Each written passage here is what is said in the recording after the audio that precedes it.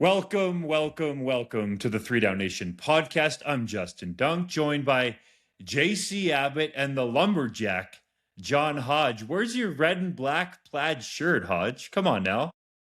I'm wearing a different color shirt. I just have a black and red checkered shirt. There were comments last week on our YouTube copy.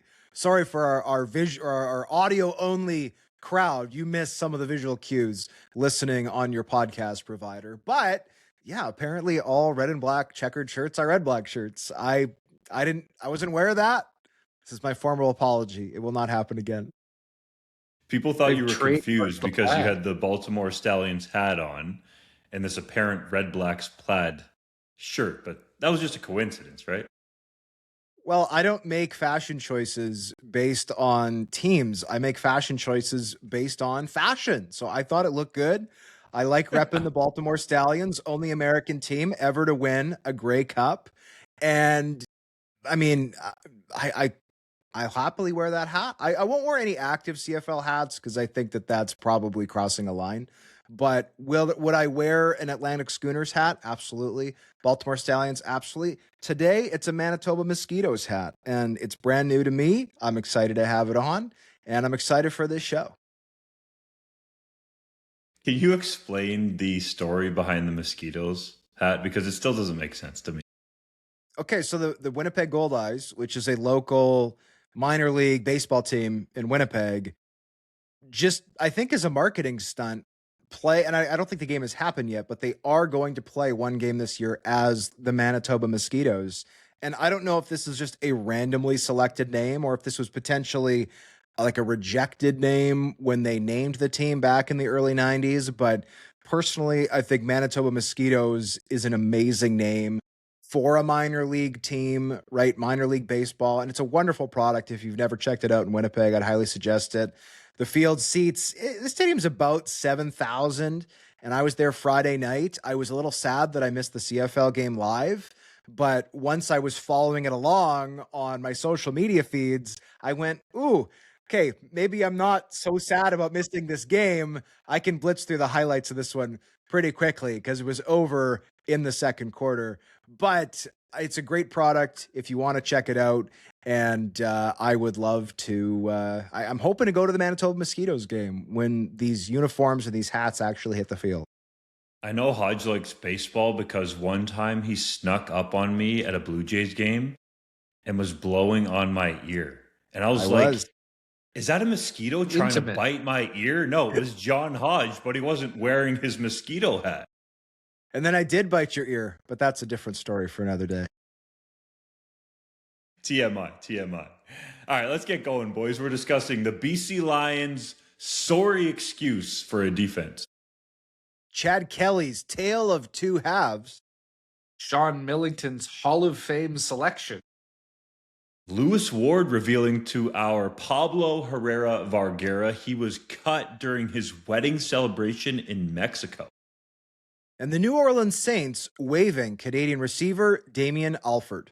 But first, the 3DownNation.com power rankings saw some seismic shifts after week 3, as seismic as you can get in a 9-team league, of course, with the Hamilton Tiger Cats, Edmonton Elks, and Toronto Argonauts each jumping 3 places to 1, 4, and 5, respectively. The Ticats are on a bye at 2-1 after one-sided wins over Winnipeg and BC, while the Elks are undefeated with victories over Ottawa and Montreal, and the Argos evened their record at 1-1 with a win over the Redblacks. From these 3 risers, fellas, which should we take the most seriously as early Grey Cup contenders? I think you have to say the Hamilton Tiger Cats. I will touch on Edmonton and Toronto. I want to give particularly Elks full credit for their 2-0 start. But the Tabbies are just on another level right now. This was a team that, yes, they lost to the Alouettes in week 1. But this was a game where there was the late pick 6 by Bo Levi Mitchell to Robert Kennedy III. This was a game in which the Tiger Cats had multiple opportunities to put it away, weren't able to. And the Alouettes don't win unless Tyson Philpott makes not just the catch of the week, but maybe the catch of the year. Like, point is, they came extremely close to knocking off a team that I think just about everybody picked to win that game. And to then, after a heartbreaking home opening loss, to not just beat Winnipeg in BC, but to handily beat Winnipeg in Winnipeg and then beat the ever-loving snot out of the Lions is unbelievable. And this is a team that heading into their bye in week 4 is at the top of our power rankings, and I think it's earned. Yes, Edmonton's undefeated. Yes, Saskatchewan's undefeated. But the Hamilton Tiger Cats are moving the ball on offense as well as anybody. The defense is coming up with big plays. This is a unit that led the CFL in takeaways in 2025, and they're doing a great job of that right now. Stavros Katsantonis, only 3 games into the year, he's already got 2 picks, as, in my opinion, the best ball hawk in the Canadian Football League. Now, I think it's wonderful that Edmonton's 2-0. We're not supposed to cheer for teams in this league, but we do cheer for storylines, fellas, and the Edmonton Elks resurgence would and will be the best storyline of 2026. Commonwealth Stadium has been barren for too long. Fans at Edmonton are dying for a team that they can cheer for, that is just respectable on the field. They haven't been that, at least to start the last 2 years. They've finished the last couple years strong, but for multiple seasons before that, this team, let's be perfectly frank, was an absolute joke. So the fact that they're playing at a high level defensively, I think JJ Ross is having a fantastic season for them. Tyrell Ford is having, I mean, he didn't play badly last year, but a nice bounce back year. I think those 2 corners have been contesting all kinds of balls. And then Malik Carney, I think, has upgraded that pass rush. And offensively, I mean, I think Justin Rankin is the MOP coming out of the West Division right now. I still think Bo is probably the MOP overall. Yeah, it's only 3 games into the year, but it's never too early, in my opinion, to start talking MOP. So I'll let JC maybe touch more on the Argos. But to me, the Tiger Cats are a true number 1. The Elks are a true number 4. And kudos to the Argonauts, a team that coming into the year, everybody seemed to have in the bottom alongside Ottawa, either 8-9 or 9-8, depending on which publication you read. Well, right now, they've already jumped up to 5th, and I think that's earned. Chad Kelly's looked great. We'll talk about that in some of the picks he threw late in that game a little bit later in the show. But all 3 of these teams are outperforming preseason expectations, and they deserve credit. The Argonauts do deserve some credit for how they've looked to start the season. And I've been surprised by how quickly they've come along with the rebuild. Some new faces have surprised. And of course, Chad Kelly has amassed a ton of passing yards. But if I'm going to speak about them, it's frankly for the reverse of this question. I think they're the team of these 3 that you take the least seriously, just because there's still some inconsistencies. And we'll talk about that in a later segment when we get into it about Chad Kelly, but there are just too many mistakes right now. Can those be cleaned up and Toronto continue to ascend? Absolutely. But when you look at these other 2 teams, I think their resumes are far more compelling, to me at least, right now. The Hamilton Tiger Cats, I think, deserve to be, if not Grey Cup favorites, certainly the favorites to come out of the East Division right now. That offense looks incredible, with all due respect to the Montreal Alouettes, of course.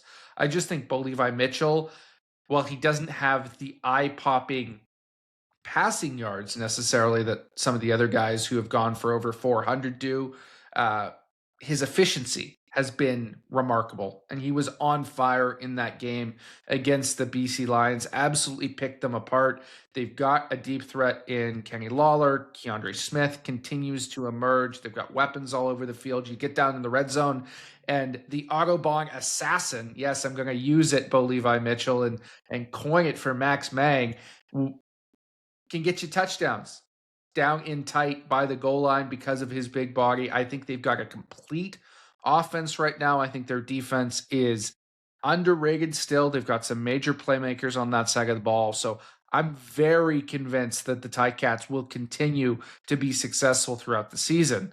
But the Edmonton Elks deserve a lot of love too, because this is a franchise that nobody was really willing to believe in, despite all their changes going into the year. And even after they won in week 1 against Ottawa, I think a lot of people had skepticism. The way they fought back against the Montreal Alouettes, who are an exceptional football team right now, I think has to convince any doubters. And the people who did show up at Commonwealth Stadium, to your point earlier, Hodge, got their money's worth and then some. That was an exceptional football game. Justin Rankin is playing on another planet right now. And I think they've shown thus far that they can battle and compete and that they're never going to be out of it. That is a huge improvement in Edmonton. And right now, I think they look much better than a number of the teams in the West Division that we had ranked ahead of them going into the season. I'll start from the bottom and work my way up with these three teams. The Toronto Argonauts have definitely passed preseason expectations, and Chad Kelly has looked really good passing the football, aside from those 4 interceptions. Those are definitely an eyesore and mistakes that he and Mike Miller need to work on cleaning up. Miller alluded to that post game. If Chad Kelly can clean those up, he's right there, I think, in the upper echelon of quarterbacks in the Canadian Football League. But you have to clean up those mistakes that ultimately allowed Ottawa to kind of stay in the football game, but the Redblacks couldn't even take advantage of them. We'll talk about Ottawa and their quarterback situation a little later. So the Argos arrow is pointing up. The Edmonton Elks, I still need to see more from. They beat the Ottawa Redblacks in the pouring rain, and they beat the Montreal Alouettes in the pouring rain. I'm not saying they can't win in good weather conditions, but I want to see them go up against some of these teams in the West Division. All due respect to Montreal, I think the Alouettes can compete with the top West Division teams as well, but this is a real critical start for Mark Killam, and the storyline has been somewhat buried. But when Rick Campbell was hired there in the offseason, there was a lot of people talking about, okay, if Mark Killam doesn't get off to a hot start, what could happen here? Because Ed Hervey has a long-standing relationship with Rick Campbell, going back to their BC days, especially when JC covered that Lions team out there. So I think it was absolutely critical for the Elks to win in Ottawa in week 1. And then now they have the potential to build on a 2-0 start. And as much as Killam tried to downplay the fact that he's only been there for one of the seasons where the Elks have gotten off to slow starts, well, he referenced it in his post-game speech in Ottawa that his team is trying to be the change there in Edmonton. So I think he's well aware of it. Now off to that 2-0 start, real key for Killam. In Hamilton, first, I want to give a personal touch to the Ticats and some love out there, okay? Craig Nyman, senior manager, business development, was so good to our Guelph Soldiers flag football team that came out there for a pregame scrimmage. Shout out to Bob Buttram for snapping a whole bunch of photos. But this was a first-class experience for these kids. And, oftentimes, guys, on the podcast, we talk about how, especially with regard to flag football, but you don't necessarily see these teams out in the community, or we don't see the CFL logos on flags. We've talked about that in the past. Well, this experience, I can tell you just from my own personal perspective, was one that my nephews, Liam and Elliot, were looking forward to for weeks when they found out that it was locked in. And it was really a highlight, I would say, not just of their week, but potentially half a year or the entire year, to think that they got to go out on the field pregame and scrimmage with their teammates, with people in the stadium there for 10 to 15 minutes.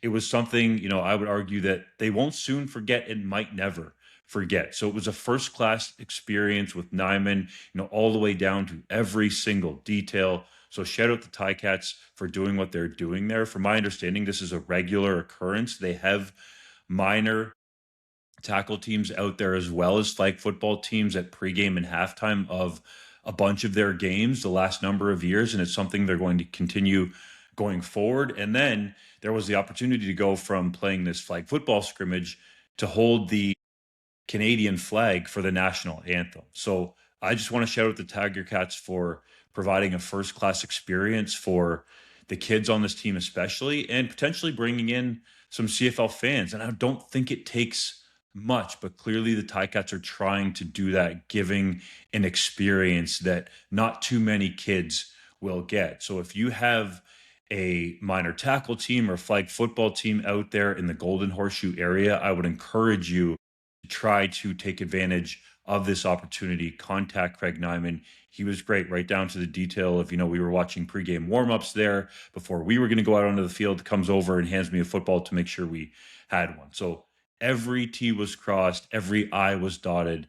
It was a very unique experience for the kids. As for the Tiger Cats on the football field, that was an impressive performance on all sides of the football for Hamilton. But the one that sticks out to me is Kenny Lawler making an insane catch. And I was sitting beside my nephew Elliot for that. He was absolutely just freaking out when he saw that from our vantage point. I think that tells you the impact that some of these high-level athletes can have on youngsters, especially from an athletic ability. That was an unbelievable play.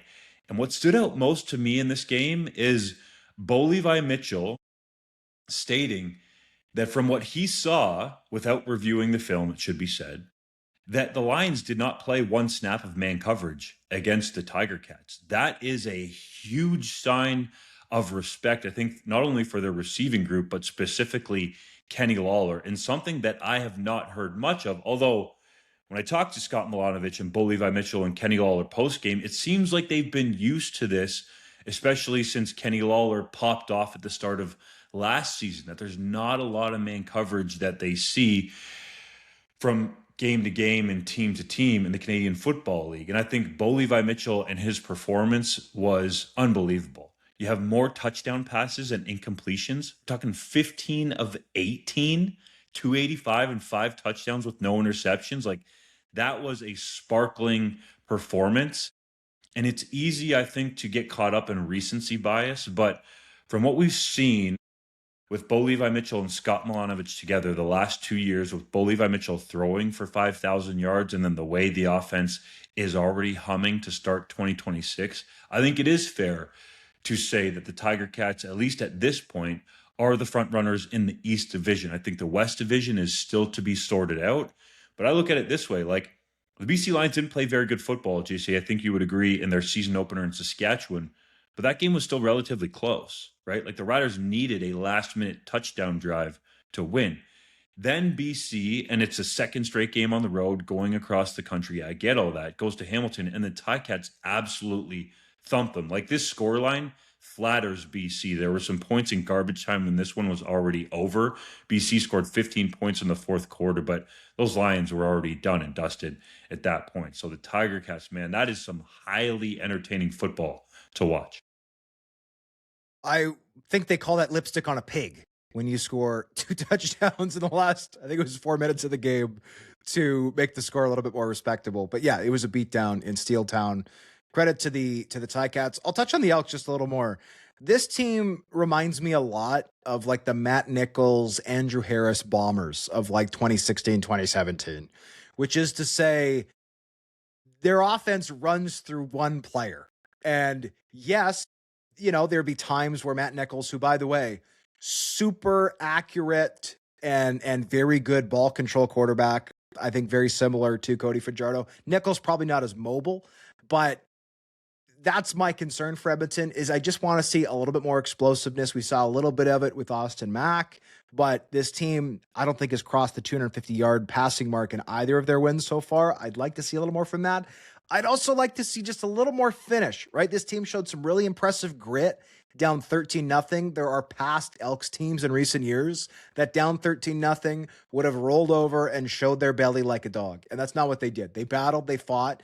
They opened up quite a nice lead late into the game. But the moment I'll point to is Mario Alford gifts with the muff punt, a possession deep in Montreal territory with 6 minutes left. Like, the Elks have a 7-point lead. They need to punch the ball into the end zone at that point and open up a 14-point lead. They don't do that. They go 2 and out. They kick the field goal, and then coming back the other way, they're unable to get the stop. They go 2 and out again, and then they can't get a Montreal stop again, which is what allows the Alouettes to close that 10-point deficit and get to overtime. I would love to see more finish there. And I think the reason for the lack of finish on those last 2 regulation Edmonton drives is they're just too reliant on Justin Rankin. And when everybody knows you're about to run the football, it's really hard to run the football, right? They got some yardage on that first possession. The second possession on 1st and 10, Rankin gets chewed up for a 3-yard loss. And now it's like, okay, we're dropping back to pass here on 2nd and 13. We know that we're going to see cut coverage. Every defensive player is going to essentially line up 13 yards downfield and just wait to make a play on the ball. So needless to say, no first down. But again, you have to be impressed overall with what the Elks did. I need to see more explosiveness. I need to see better finish. They also came within an inch of losing this game when Justin Rankin fumbled in overtime. Unbelievable finish. And by the way, I want to say that for the last game of the week, too. We haven't talked about the Riders Stamps game either, but another elite finish. I will say my coach didn't particularly want double overtime in the third of 3 games back to back to back. I think my coach needed a break from my rear end. It didn't get it. I was watching, glued to the TV for every single second. And judging by the comments, I'll throw this in here too, from our picks video, JC, the vast majority of our listeners, our viewers, do not like the triple headers anyway. I'll just say this. Thank goodness that the 3 games on Saturday were all at least decent. The Argos Redblacks game was decent. The second 2 games were both really good. If these 3 had been stinkers, I think people would have rioted. But it was good entertainment all the way through and some excellent finishes there. So I'm extremely curious to see how these 3 rising teams continue to perform in the coming weeks. While Hamilton, Edmonton, and Toronto may have climbed our power rankings, the BC Lions experienced possibly the biggest single-week drop in 3DownNation's history, moving from number 3 on the power rankings to number 8. Ouch. The team's receiving group has been decimated by injury, while the defense has given up 72 points and 8 passing touchdowns in losses to Saskatchewan and Hamilton. At 0-2, should the Lions be pressing the panic button? I don't know that you press the panic button quite yet, but I think your hand is adjacent to the panic button. You're ready to press it at any given moment at this stage because there are some serious issues here with the BC Lions. And the sad thing is they are predictable issues, at least on the defensive side of the ball. We talked about it multiple times throughout the offseason. This secondary was not good enough in terms of their construction. This was a team that felt that running it back with TJ Lee and Gary Peters in their aging state was going to be successful enough to be able to improve defensively. And they did very little else to add to that defensive backfield. And the results have been entirely predictable. There was a lot of confidence that you would get a better pass rush with the addition of Casey Sales, that Darnell Sankey would shore up the run defense, but none of that has mattered because they can't cover a soul right now. And I know there's a lot of focus on Mike Benavides and his play calling, and I think rightfully so at this stage. This is a problem that happened last year as well. It's a trend. You need to be critical of the coaching, but the question that I have is whether this would be any better with any other coach just based on their personnel. I don't think this team is good enough on defense right now from a talent perspective, and that's pretty scary. Now, on offense, they're limited because of injuries in the receiving core. I think that is more of a temporary problem. My understanding is that the injury to Keon Hatcher is not particularly serious. He's probably back this week. Some of the other receivers will be on the 6 game, but I think those guys are replaceable. And certainly you saw the emergence of a young player who looked very promising in Nick Sanical. Nate DeMontignac, their first-round pick, will also be back at some stage after he recovers from a shoulder injury suffered in the preseason. So I believe their offense can continue to produce and will get better. But defensively, you have serious concerns, and if it does not get better this week in Kelowna, I think you need to start asking yourselves serious questions about the coaching staff, who can stay, and making drastic changes in terms of the personnel. The issue with BC's defense for me mainly has been the lack of a pass rush. Bo Levi Mitchell, it didn't seem like, at least he felt, that he even was touched by a BC Lion unless it was Casey Sales joking around with him after letting a pass go post play. And in the first game, Matthew Betts beat Zach Fry clean for a sack when Mike Benavides moved him inside for at least that snap. And then it didn't seem like they went back to that alignment ever again, at least from what I saw on the TV copy. So I think that the pass rush needs to improve. JC, you pointed out the secondary, so I don't want to hammer it home, but man, up front, that group should be better. And clearly, the Lions don't feel like it's good enough because as we were taping the podcast on Monday afternoon Eastern time, the Lions released veteran defensive end Sione Tehema. So clearly, there are some changes being made with BC feeling the pressure after being hailed as legitimate Grey Cup contenders and possible frontrunners going into the season, and then now are already 0-2. The BC Lions should not be pressing the panic button, and that's for one reason only, is they have yet to lose at home, right? If you go on the road, you lost to a good team in Sask, you lost to a good team in Hamilton, but I think you're exactly right, JC. Your hand should be beside the panic button. It's like if the panic button had one of those clear plastic covers, you should be pulling open the cover and ready to press the button. Don't actually press it yet. But I think Justin is absolutely right. The pass rush that I expected to be as good as any in this league has been absolutely invisible. And the problem, yes, you've got Nathan Rourke, who's brilliant, but the problem is if every single game is going to be an up and down the field track meet, it takes James Butler completely out of the game. And he was so brilliant for them last year, over 1,200 yards rushing. He was as good as any back, really. Like, yes, Dedrick Mills had a great year. Brady Oliveira had a great year, but James Butler was right there with everybody else.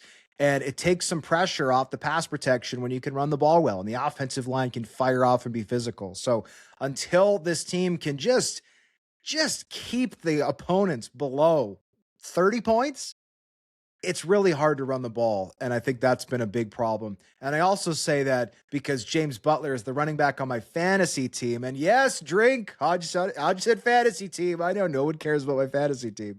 But I've noticed that his production has been extremely low, and it's not sustainable to barely run the ball over an 18-game season. That is a recipe for Nathan Rourke getting hurt.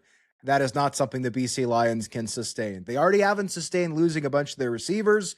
Great news with Keon Hatcher being back soon. Herjame Al is now back with the team. I think he could be a help, but there's no balance on offense when you can't stop a sniff on defense, and that is a big problem for them through 2 games. They've got to get that fixed as they head into this back-to-back at the Apple Bowl.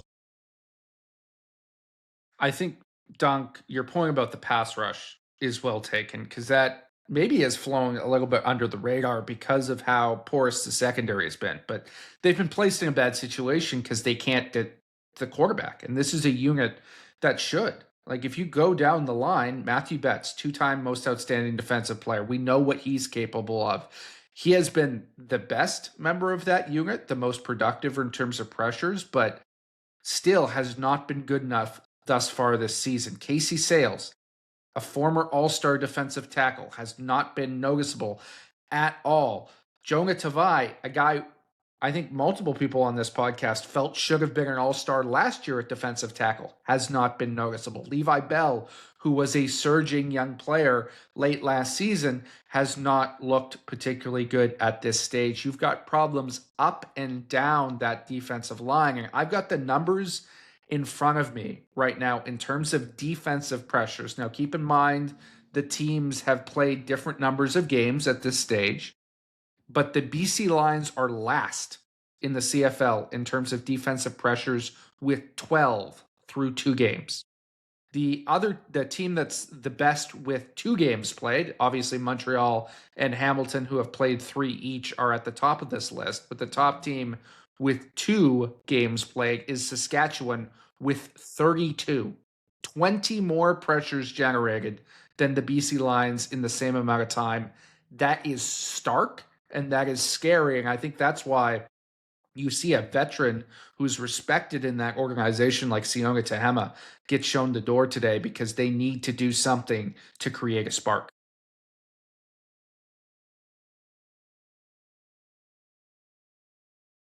Chad Kelly recorded his second straight 400-yard passing game in week 3, though he threw 4 interceptions to go along with 4 touchdowns.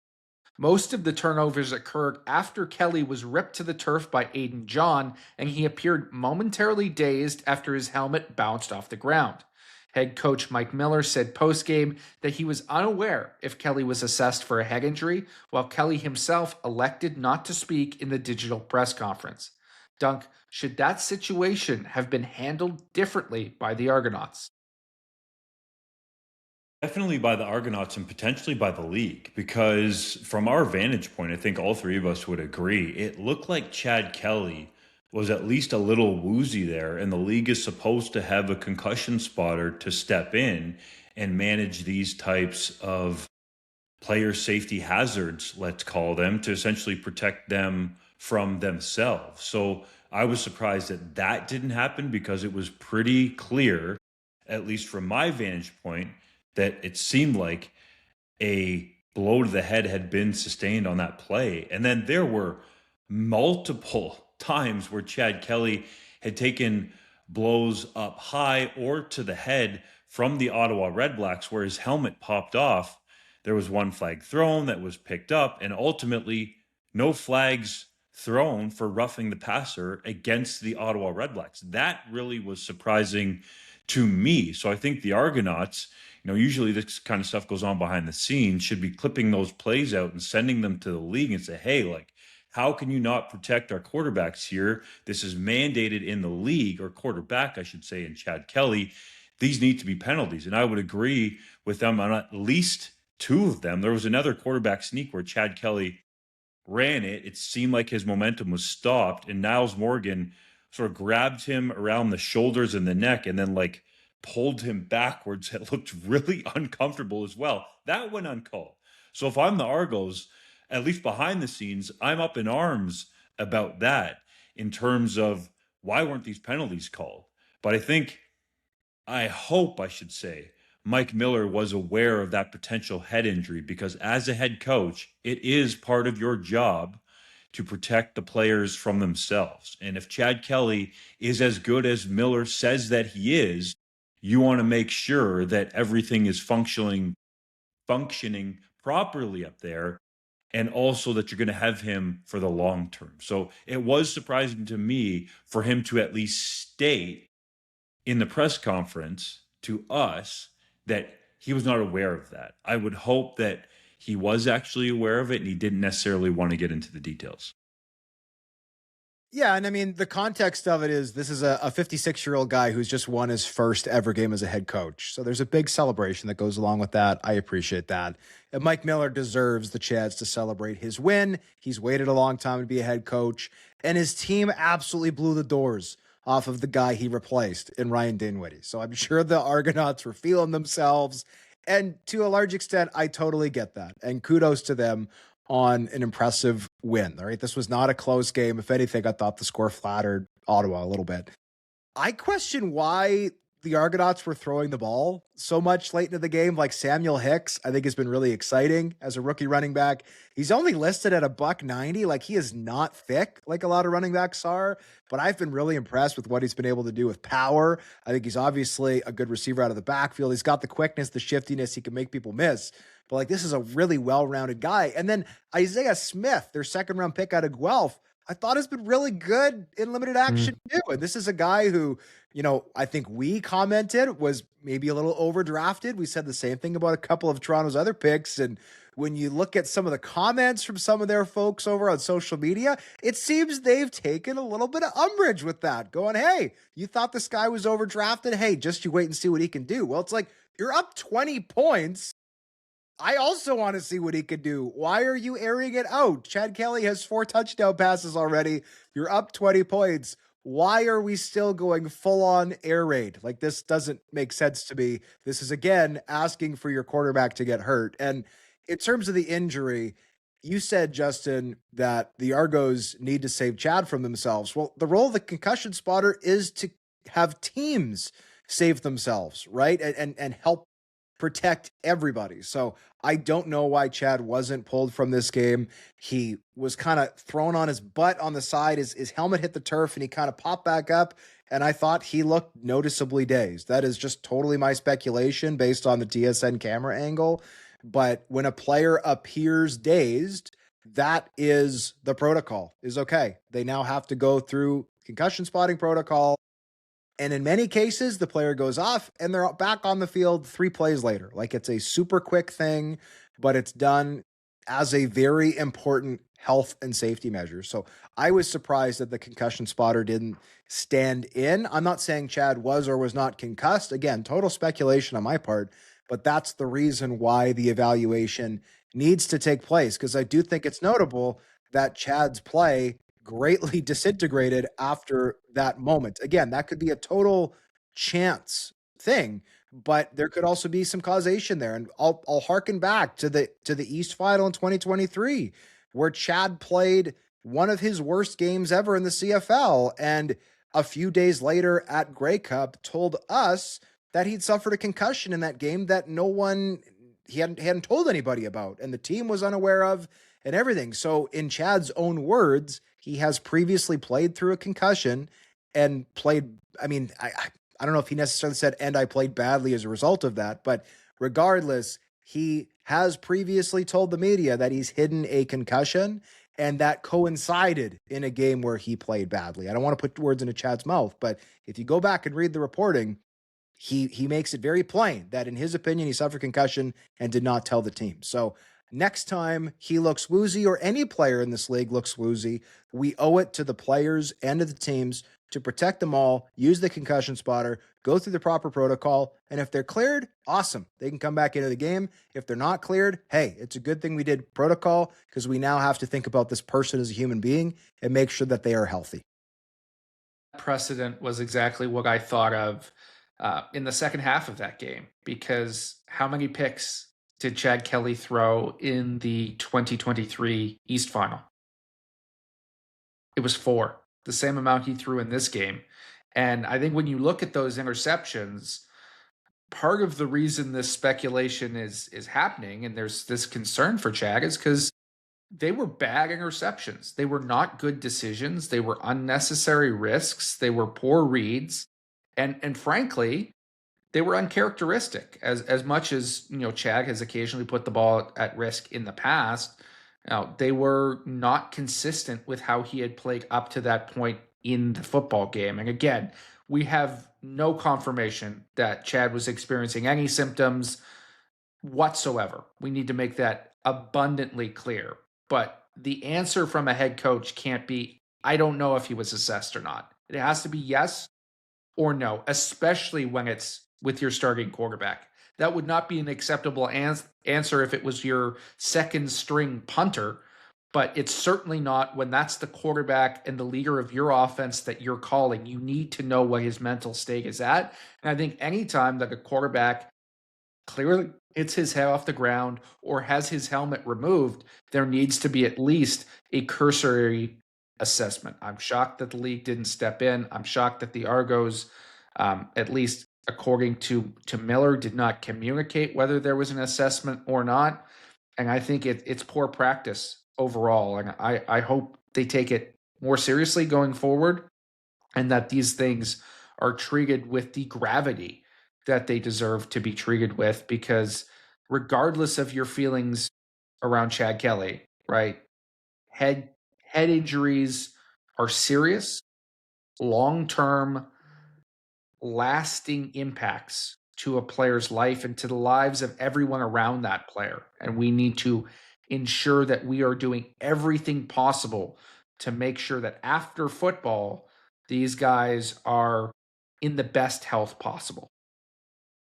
My favorite part about Chad Kelly's 4 interceptions is a veteran guy like Scott Hutter from Wilfrid Laurier University, been in the league a while, picking off a guy not once but twice who played in the SEC and had a short stint in the NFL and has an MOP in the CFL and a Grey Cup title on his resume, albeit the CFL championship as a backup. But Scott Hutter, those picks were full value, man. Good on you. The Roughriders apparently felt motivated by Jalen Philpott, telling 3DownNation the Stampeders wanted to play Saskatchewan in the playoffs last year. Did Philpott provide bulletin board motivation for the Riders in week 3? I think he did. Keon Schaefer-Baker said as much in the post-game press conference. Head coach Corey Mace also admitted that he read the article and spoke about it to the team. Trevor Harris said he was aware of it, although he declined to say, or he said it did not motivate him any more than he would have normally been motivated for a game. But it's clear that this was percolating throughout the Riders organization in the lead up to this game.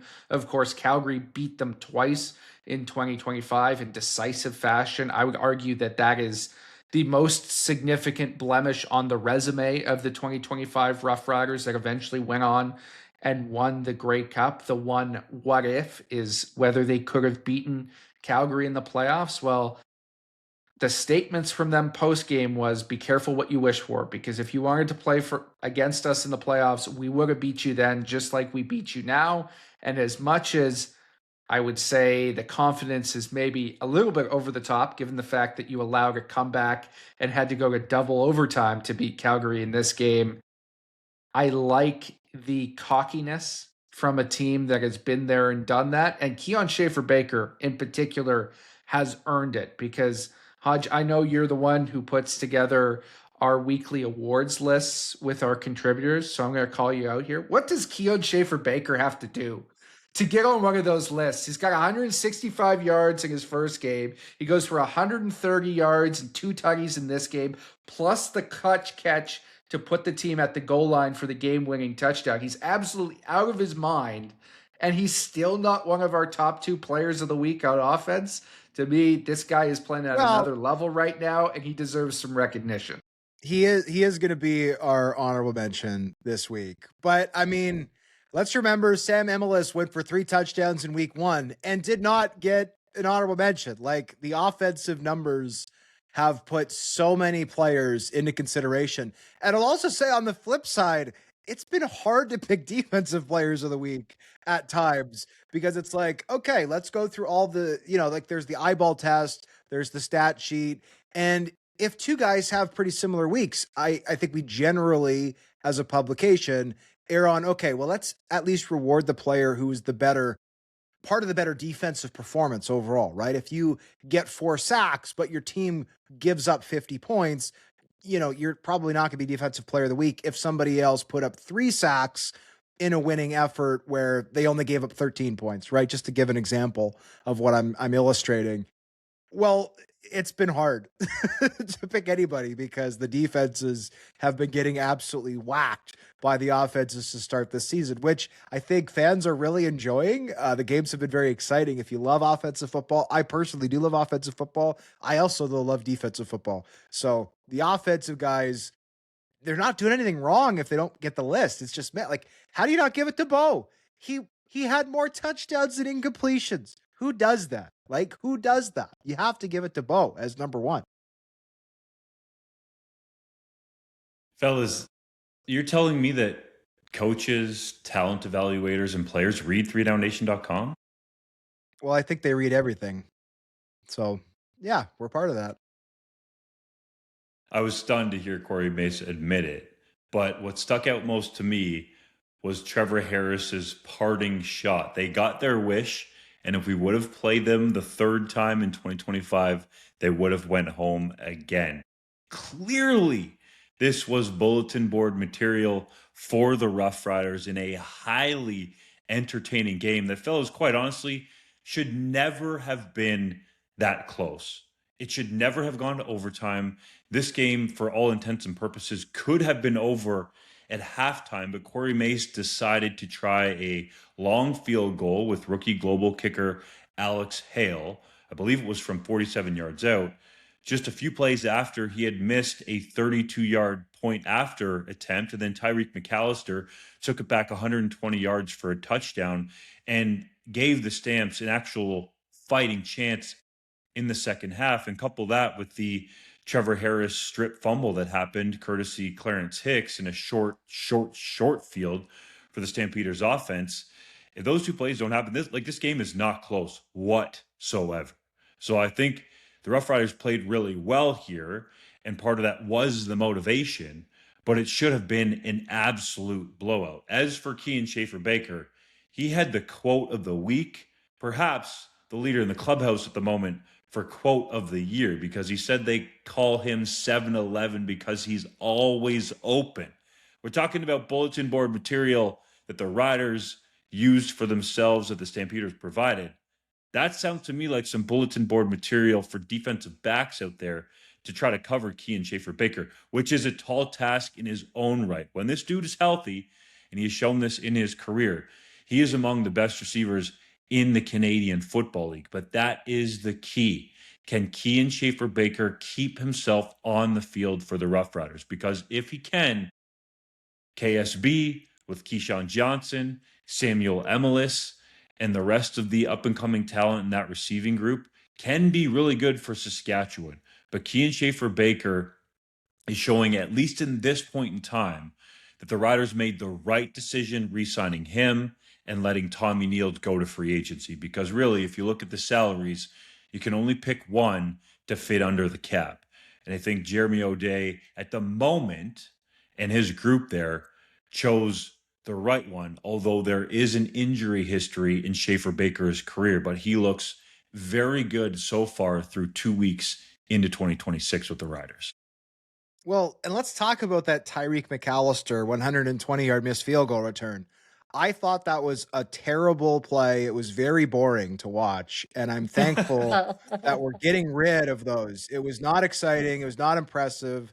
I'm watching this kick going like, oh my God, like when is this done? And then the play was over and everyone was standing up in the stadium screaming. And I'm like, oh, this is awful. Like, I just want to see anything but this. Let's get rid of this part of the game. It's just unwatchable, guys. It's unwatchable. I got a super stat for you for people who are wondering. I asked Steve Daniel, who is the Associate Vice President Football Analytics with the Canadian Football League, and he went back all the way to 1936. So since that year, there have been 74 missed field goal returns for touchdowns.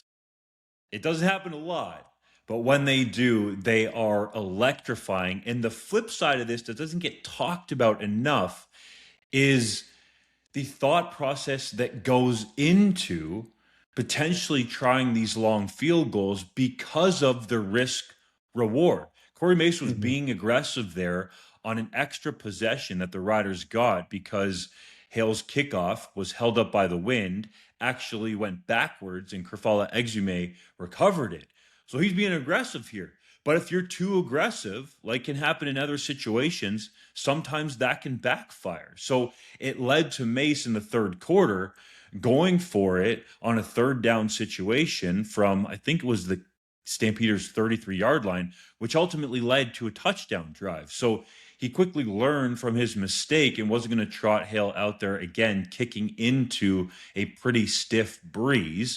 So that to me is something that's at play with these missed field goal returns potentially going away in 2027 and beyond, is that decision right there to kick a field goal will become an easier one because you won't have the ability, unless a kick falls short of the uprights, if they do get moved to the back of the end zone. So I think it's an ultra exciting play. There have now only been 74 in the history. I guess it predates the modern era in the Canadian Football League, going all the way back to 1936.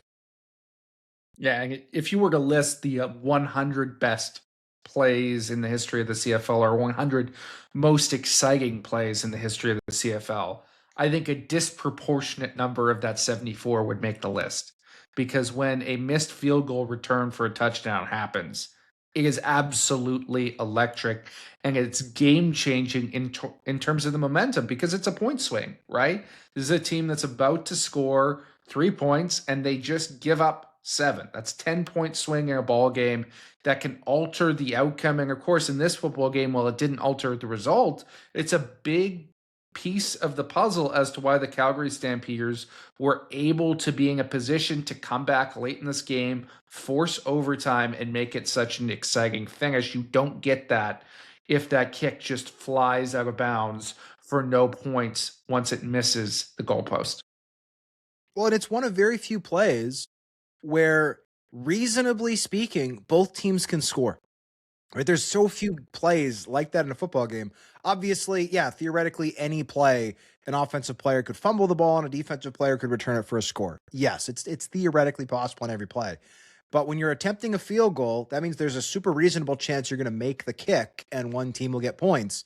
And on those long kicks, if you miss, there's a very reasonable chance it's coming back for 6. So to me, it's the most exciting play in the league because it's the only one where before the ball is snapped, you're going, okay, there's a very high chance this is going to be a scoring play. And yeah, more likely it's going to be for the kicking team. But if this kick gets missed, there's a reasonable chance, especially with a returner as good as Tyreek McAllister, it's going the other way. So I always perk up in my seat. If you couldn't tell, I was being sarcastic earlier. I always perk up in my seat on those plays. And frankly, this game was a dog up until that huge swing of momentum. The Stampeders found their footing. They fought back in the second half and they punched through for overtime. It made the game so much fun. So I know I've said it before. I'll reiterate it one more time. I hate that this play is going away pretty much forever, it seems. Just one last note, according to Steve Daniel, again from the league, since 1986, 1.7% of missed field goals have been returned for touchdowns. So it's a very small percentage, but it's a hugely entertaining play that will make highlight reels across the country, perhaps even into other countries on the globe, and definitely one that would make its way into highlight reels on non-rights holders. So I think that this play should serve as an example to Stuart Johnston as to what the CFL could be missing if missed field goals are mostly abolished in 2027. Well, and remember though, if that's, you said it was 1.7%? Yes, since 1986. But that's all field goal misses, right? So that theoretically includes a ton of misses. Returns. That's not big, long returns. Yes, so that's what I'm saying. Yeah, if it's a 25-yard kick and it gets missed, yeah, the ball's is going out the back of the end zone. Or if it's a 35-yard miss, maybe the returner can catch it inbound, but like those kicks that are long, right? Which I think in today's metrics, we'd all say certainly 50 plus yards is long. This one was a little shorter, but as Justin noted, it was into a stiff wind. So those long field goal attempts, particularly where the wind is a factor, I would love to know what the percentage is. I'm not saying I'm not going to pretend to know what the percentage is for those specific kicks, but when you say 1.7, it sounds very low, but you have to remember not all field goal misses are equally returnable, right? And when you have those long kicks, when the wind is at play, that play can be so darn exciting. And yeah, we saw it firsthand. It's a great point. That 1.7 percentage would definitely be higher as you move back to the, I would say, 40-plus yard range. The Ottawa Redblacks fell to 0-2 on Saturday, despite multiple opportunities to stage a second-half comeback. After the offense struggled, head coach and general manager Ryan Dinwiddie said post-game he never considered benching starting quarterback Jake Maier and inserting backup Drew Brown. Was his confidence misplaced? If I was the Ottawa Redblacks, I would start Drew Brown this upcoming game. I would. This team has played the Edmonton Elks and Toronto Argonauts. And yes, we sung the praises of both those teams earlier in this show.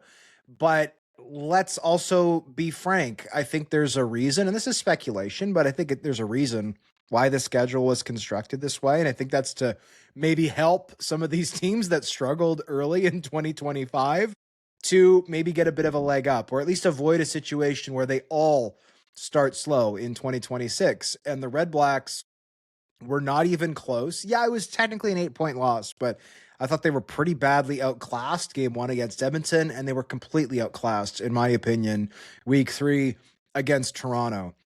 They were not able to run the ball at all, despite Greg Bell coming back.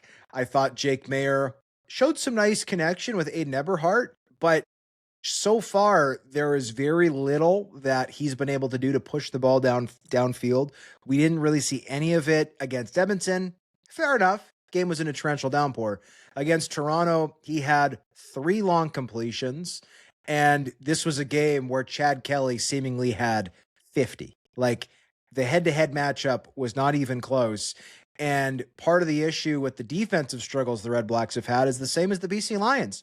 Once you fall so far behind, your offense has to become one-dimensional. And if you're one-dimensional on offense, like, Jake Maier is just limited, right? He put the ball in the air 40 times against Toronto, and he only threw for 281 yards. He also had a touchdown and 2 picks. So I think Drew Brown is the better quarterback. I felt that way before the season started, but I was curious to see what Ryan Dinwiddie could do with Jake Maier, a guy who, as we've talked about in previous episodes, didn't work with Jake Maier in Calgary, but Ryan Dinwiddie was in Calgary when they were kind of recruiting Jake Maier to the CFL when he was coming out of Cal Fullerton.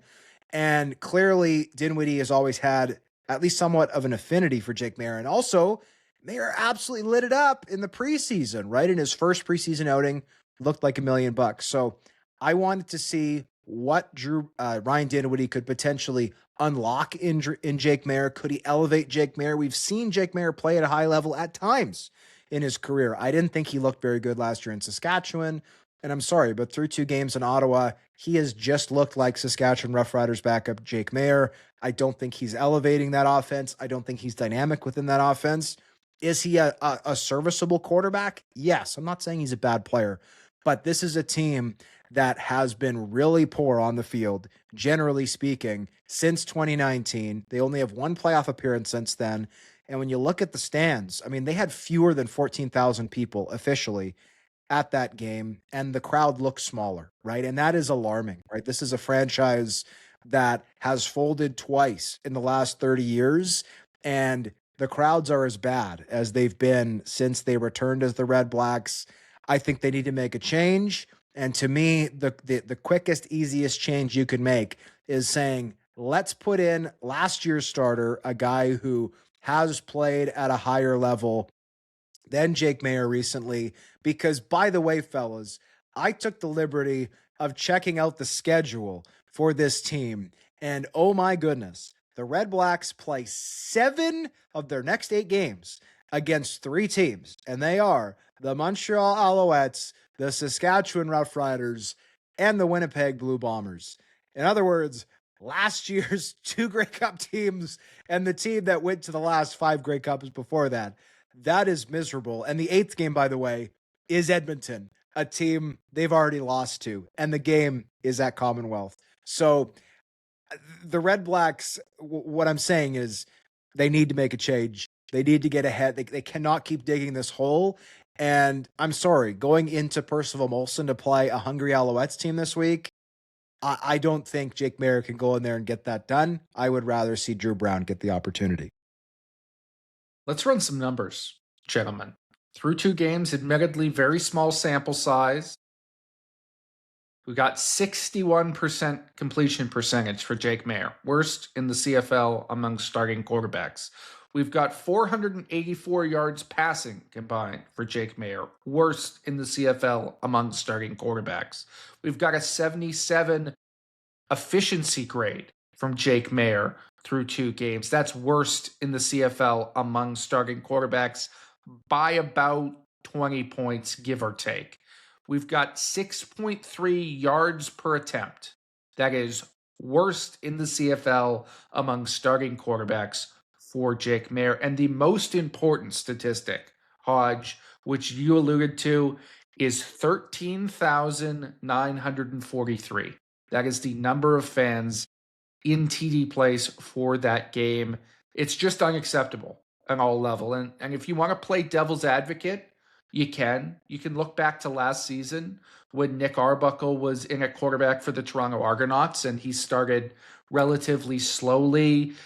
We wondered if maybe he would be replaced, but after week 3 or 4, he seemed to catch on and he put up some big numbers, although those did not equate to wins necessarily. Perhaps Jake Maier can have that trajectory. But if you are the Ottawa Redblacks, it is now or never. You need to win football games for the health of that franchise long term. And they had a myriad of opportunities to win that game against Toronto. There were times where it seemed like Chad Kelly and the Argonauts were holding out the game in front of them with two hands and saying, take it, please. We don't want it anymore. Please stage a comeback.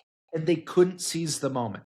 Every single time they were afforded an opportunity, they were utterly inept on offense. And a big portion of that was Jake Maier, who just was not good enough at quarterback. I think Dinwiddie made the wrong decision by not contemplating a change and inserting Drew Brown. I think, frankly, it cost him that football game in the second half when they had all of those opportunities. And he cannot bury this team by sticking with his preseason decision. They have to get better. Part of it was play calling, though, and Dinwiddie admitted that post game, especially when they were down near the goal line, and called 2 pass plays when they had 3 chances to stuff it in there and Both make of those it. were I poorly believe at thrown, the though. time, fair, there was some pressure on one of them, but I think at the time that would have made it a 1-score game, correct? We're going to make it 6 points, I believe. Like, that was a huge momentum swing, in my opinion, where you get the turnover, you get down there. I believe it came off an interception is how they were able to get down there. And then you can't punch it in. Like, that didn't make much sense to me. And I think Dinwiddie will look himself in the mirror, and he pretty much said that post game. So I think part of it is the play calling. It's fair to analyze Jake Maier in the way that you guys have. But Hodge, what was the attendance number again? It was just a shade under 14,000 officially. And I believe Toronto announces like scanned attendance. Every other team, I believe, announces quote unquote official attendance, which is to say tickets sold, tickets distributed, and then whatever magical fairy dust you want to put on the numbers. So take it for what it's worth. I'm not saying the number is inaccurate. It's the official number, but I think official numbers should always be taken with a grain of salt when they can't be independently verified, and nobody independently verifies attendance. Yeah, the official number, Justin, was... Go ahead. Sorry, the official number was 13,943, and as Santino Filoso noted in his article on 3DownNation.com, that was lower than the worst attended game in the history of the Ottawa Renegades before they folded, which was 16,303. So 2,000 less than the worst game in Renegades history. The attendance number was also lower than the amount of rally towels the team put out.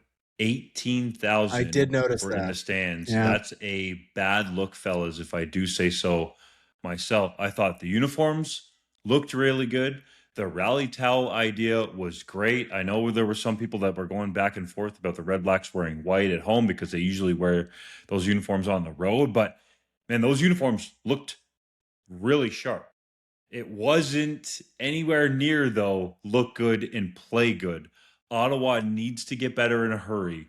And with their next 2 games on the road at Montreal and against the defending Grey Cup champion Saskatchewan Roughriders, the Redblacks have to find a way to get a win. And that's why I think these 2 games to start the season were so critical for them to at least come out 1-1 against Edmonton and Toronto. The Argonauts could be a team that you're fighting for a potential playoff spot with. In that Edmonton game, as bad as Ottawa played, was there for the taking. So 2 big misses from this team, lots of pressure on Ryan Dinwiddie early in his tenure in the nation's capital.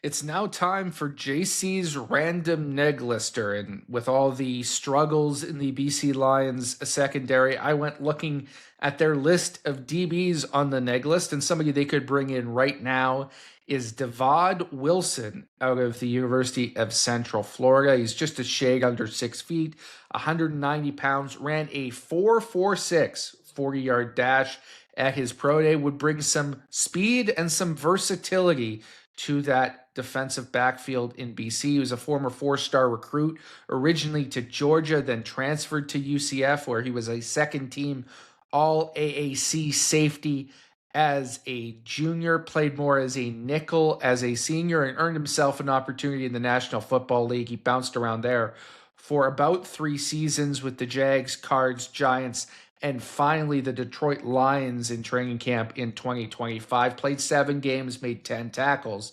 But this is a guy who can play in the slot. He can play at safety. I think you could play half in the CFL if you needed him to, who's got some speed and some juice. He might be an interesting addition if BC wants to reshuffle the deck in the secondary.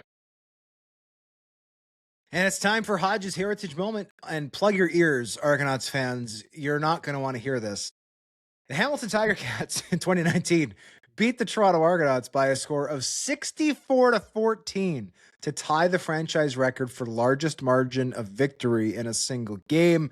The Ticats put up over 600 yards of offense as Jeremiah Masoli threw 3 touchdown passes and scored 1 touchdown along the ground, while James Franklin and McLeod Bethel-Thompson shared quarterback duties for the Boatmen.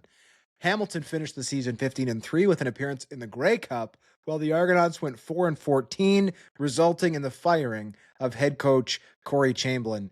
Dunk, I don't know if you were at this game in 2019, this Ticats Argonauts clash, but I don't think I've ever seen a team that early in the year. And for context, the Argos had a bye week 1. This was their first game in week 2. I don't think I've ever seen a team less prepared for game time than this one. That's a high school blowout score, not even a university blowout score. That's atrocious, man. I can remember it, and it got that Chamberlain season off to a very ominous start. Let's not give or diminish the Argonauts too much. Sometimes it's a university blowout score. Like, shout out York Lions. Come on now. Hey, that's harsh. The Lions have gotten way better, dude. They Don't are. disrespect. They are. Those days are But long gone. Historically, come on now. Let's go to the 3-minute drill. The Winnipeg Blue Bombers have selected Cal Murphy for induction into the Ring of Honor at Princess Auto Stadium. He's a worthy pick, right, Hodge?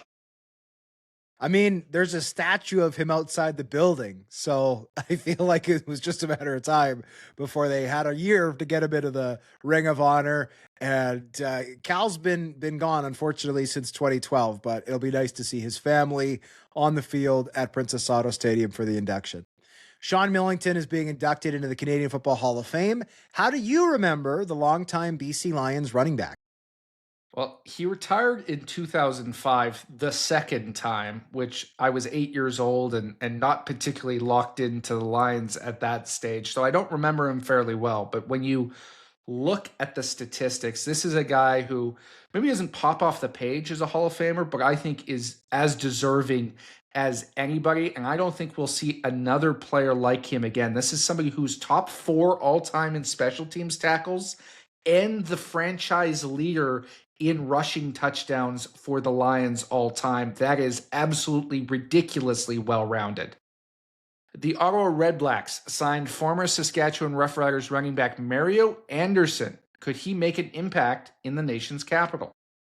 I think there's a possibility. He's physical and showed some explosiveness during his time with the Riders. I was actually a little surprised that he was released by Saskatchewan among the final roster cuts. I get that they wanted to go a different direction in terms of the play style of the other American back that they have on the roster. What's his name, JC?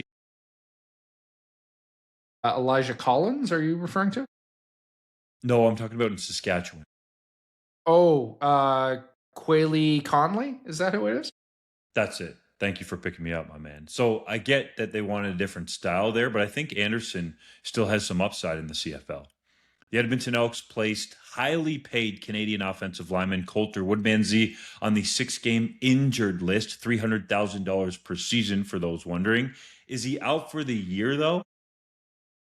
No, my sources indicate he's likely to be out for the full 6 games, but this is not a season-ending injury. He's going to be right back in that Elks lineup by mid-year. Lewis Ward told 3DownNation he was cut by the Ottawa Redblacks just 2 days after his wedding in Mexico. Can you imagine getting fired on essentially your honeymoon? Well, at least you get to drown your sorrows poolside with a margarita. But come on, Redblacks, at least wait until the honeymoon is over to cut somebody. I was a little surprised that they did not wait just a few more days to give Lewis Ward some grace to enjoy his nuptials. Faber Drive will play the Labor Day Classic in Regina. Dunk, do you know any Faber Drive songs? Bro, are you crazy? Hell no. Do you guys? It feels like Hodge's area.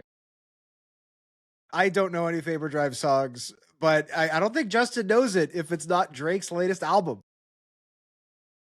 No, that's not true. I'm into some other kind of rap R&B music at this point, but that's fair. Okay, that's good. The new Drake album is really good. The New Orleans Saints waived Canadian receiver Damien Alford with an injury designation. Hodge, is that setback going to keep him out long term? And could he stay with New Orleans on IR?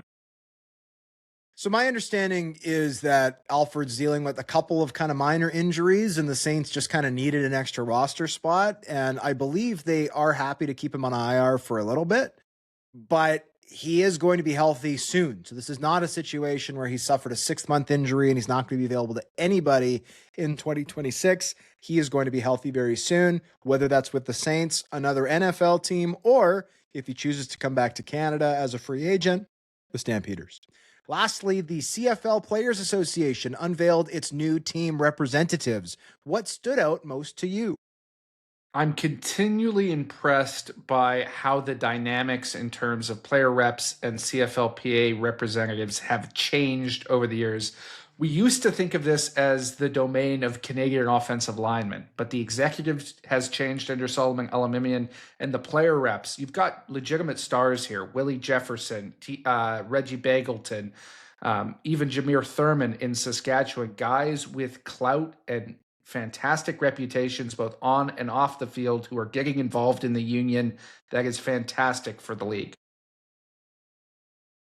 For Justin Dunk and JC Abbott, I'm John Hodge. We thank you as always for listening to the 3DownNation podcast. Don't forget to subscribe on your favorite podcast provider, your YouTube channel, and also please subscribe to our newsletter. You get all the latest news, insight, and analysis in your email inbox every single day. It is free to sign up, and you can cancel at any time. So there's no reason not to do it. We'll see you for our picks, JC and I, later this week.